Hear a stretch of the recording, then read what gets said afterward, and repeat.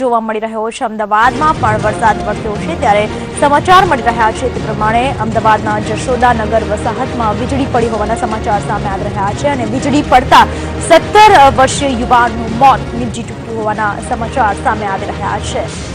મેઘો મહેરબાન થયો પરંતુ તાંડવ રૂપ સાબિત થયો છે કારણ કે જશોદાનગર સરકારી વસાહતમાં જે રીતે વીજળી પડી હોવાની ઘટના બની છે તો એક 17 વર્ષીય યુવાનનું મોત પણ થઈ ચૂક્યું છે અને અનેક વસાહતોમાં પાણી પણ ભરાઈ ચૂક્યા છે જશોદાનગર વિસ્તાર ખાતે।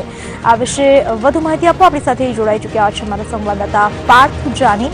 પાર્થ, અમદાવાદમાં જે રીતે વરસાદી માહોલ જોવા મળી રહ્યો છે, મુસીબત પણ સાબિત થયો અને 17 વર્ષીય એક યુવકનું મોત પણ નીપજી ચૂક્યું છે, શું કહેશો પાર્થ? જી ચોક્કસથી આજે અમદાવાદમાં આજે સાંજે વીજળીના કડાકા સાથે વરસાદ ખાબક્યો હતો જેમાં અમદાવાદ શહેરના જશોદાનગર વિસ્તારમાં આવેલી સરકારી આવાસ યોજના પાછળ એક વીજળી પડી હતી જેમાં પ્રાથમિક માહિતી જોવા મળી રહી હતી કે 17 વર્ષીય યુવાનનું મોત થયું।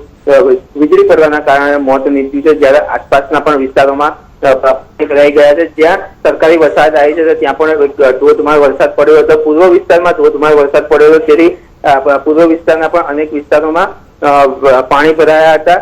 જ્યારે 17 વર્ષના બાળકની વાત કરીએ કે એ જશોદાનગર વિસ્તારમાં આવેલી સરકારી આવાસ યોજનામાં વસવાટ કરે છે અને વીજળી પડવાથી વીજળીના શોકના કારણે તેનું મૃત્યુ થયું હોય તેવું પ્રાથમિક માહિતી મળી રહી છે। જી પૂનમ।